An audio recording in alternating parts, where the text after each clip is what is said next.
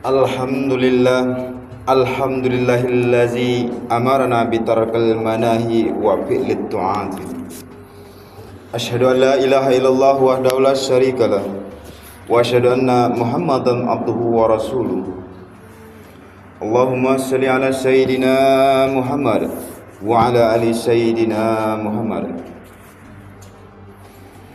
Amma ba'du, faya ayyuhal muslimun, ittaqullaha haqqa tuqati wa la tamutunna illa wa antum muslimun. Faqad qala Allah ta'ala fi kitabil karim, ya ayyuhallazi manuttaqullaha haqqa tuqati wa la tamutunna illa wa antum muslimun. Pertama-tama dan yang lebih utama, marilah kita selalu mengucapkan rasa puji serta syukur kita kepada Allah Subhanahu wa taala pada hari yang mulia ini, yaitu hari Jumat. Kita masih diberikan nikmat oleh Allah Subhanahu wa taala berupa kesehatan, sehingga kita selaku muslim masih dapat melangkahkan kaki menuju masjid yang sangat kita cintai ini dalam rangka melaksanakan salat Jumat secara berjamaah. Yang kedua kalinya, salawat serta salam selalu kita curahkan kepada junjungan kita Nabi besar Muhammad sallallahu alaihi wasallam yang telah membawa kita dari zaman yang penuh dengan kejahiliaan menuju zaman yang beradab dan penuh teknologi seperti yang kita rasakan pada saat ini. Selanjutnya, selaku khotib mengajak kaum muslimin dan muslimat sekalian, marilah kita selalu meningkatkan kadar iman serta takwa kita kepada Allah Subhanahu wa taala dengan menjalankan segala perintahnya dan meninggalkan segala larangannya. Adapun judul khutbah kita pada Jumat kali ini yaitu pentingnya menjaga akhlak dalam bermasyarakat. Hadirin kaum muslimin dan muslimat yang dirahmati Allah Subhanahu wa taala. Akhlak merupakan hal yang sangatlah fundamental di dalam Islam. Bahkan misi utama Rasulullah sallallahu alaihi wasallam diutus oleh Allah Subhanahu wa taala ke muka bumi yaitu untuk menyempurnakan akhlak manusia. Innama bu'istu liutammima makarimal akhlak. Akhlak setidaknya terbagi menjadi tiga, yakni akhlak manusia kepada Allah Subhanahu wa taala, akhlak individu manusia kepada masyarakat dan alam, serta akhlak manusia kepada dirinya sendiri. Kemudian orang ditentukan oleh kemuliaan dari akhlaknya tersebut. Sebuah sistem juga akan berjalan dengan baik bila diisi orang-orang yang memiliki akhlak yang baik. Jabatan, status sosial, kekayaan, popularitas tidak menjamin sang pemilik lantas terhormat bila ia misalnya gemar merendahkan orang lain, gemar menyakiti orang lain, berbuat sewena-wena, dan lain sebagainya. Demikian pula, secanggih apapun sistem yang telah dibangun, tidak ada apa-apanya jika orang-orang yang berada di dalamnya hendak pandai untuk manipulasi, tak bertanggung jawab, dan sejenisnya. Nabi Muhammad SAW pernah mengingatkan dalam sabdanya yang berbunyi, ittaqullaha haitsuma kunta wa atbi'is sayyi'ata al-hasanata tamhuha wa khaliqin nasi bikhuluqin hasan. Bertakwalah kamu kepada Allah Subhanahu wa taala dimanapun kamu berada. Iringilah perbuatan buruk yang sudah dilakukan dengan perbuatan yang baik yang dapat menghapusnya, dan berakhlaklah kepada orang-orang dengan akhlak yang baik. Hadis riwayat Tirmizi. Hadis ini menerangkan tentang kewajiban seseorang untuk mempedulikan yang namanya etika sosial.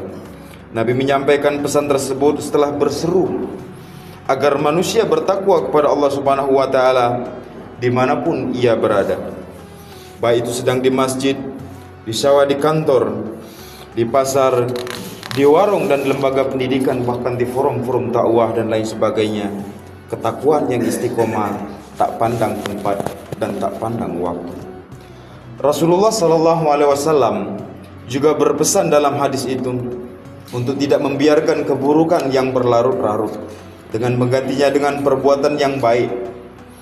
Para ulama mengaitkan kalimat wa khaliqin nasa bi khuluqin hasanin sebagai imbauan tentang pergaulan sosial yang baik sesuai arti yang tersurat, berakhlaklah kepada masyarakat dengan akhlak yang baik pula.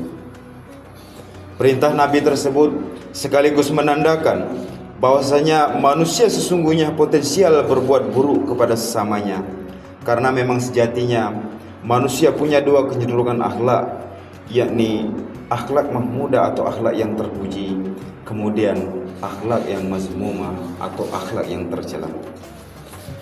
Manusia berlaku tercela ketika nafsu lebih menguasai daripada hati nuraninya. Egoisme atau kepentingan untuk memuaskan diri sendiri ataupun golongan seringkali membuat kita lupa diri kepada hak-hak orang lain.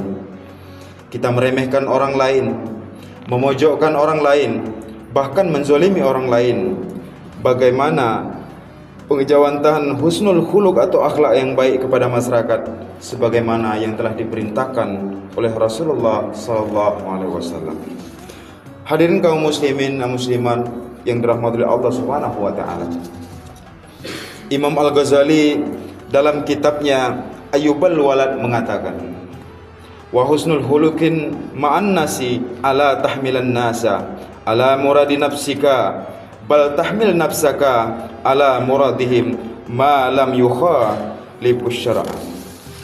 Husnul khuluq atau berakhlak yang baik kepada masyarakat adalah engkau tidak menuntut mereka sesuai kehendakmu, namun hendaklah engkau menyesuaikan dirimu sesuai kehendak mereka selama itu tidak bertentangan dengan syariat. Inti dari definisi husnul khuluq menurut Imam Al-Ghazali ini adalah penghargaan yang tinggi seseorang kepada kehendak masyarakat selama kehendak masyarakat tersebut tidak bertentangan dengan syariat-syariat Islam. Tidak selalu pemahaman, tidak selalu kebiasaan dan kebudayaan kita sejalan dengan pemahaman, kebiasaan dan kebudayaan orang lain. Disinilah pentinglah seseorang untuk mengorbankan egoisme diri untuk kehidupan yang harmonis di dalam bermasyarakat. Contoh konkretnya adalah cara berdakwah para ulama terdahulu dalam membumikan Islam di Nusantara, yaitu Wali Songo yang mempunyai wawasan fikih, yang mempunyai wawasan tasawuf yang sangat tinggi secara mendalam, tak serta-merta melarang tradisi, tak serta-merta melarang kebudayaan yang berkembang di Nusantara. Tentu mereka sadar ada beberapa aspek yang tak sesuai dengan syariat, tapi dengan bijaksana tetap menghormati nilai-nilai lokal, mengikutinya, lalu mengisinya dengan nilai-nilai Islam secara bertahap. Mereka merupakan ulama-ulama yang menjunjung tinggi prinsip untuk memanusiakan manusia, menghargai proses, rendah hati dan bergaul bersama masyarakat dengan sudut pandang dan kasih sayang. Padahal dengan kapasitas mereka, dengan status sosial mereka, bahkan kekuasaan yang dimiliki, mereka waktu itu bisa saja memaksa penduduk pribumi untuk memeluk ajaran Islam dan meninggalkan seluruh tradisi-tradisi dan adat istiadat lokal. Tapi itu tidaklah mereka lakukan, karena memang menyalahi ketentuan wa khaliqin nasai bi khuluqin hasanin.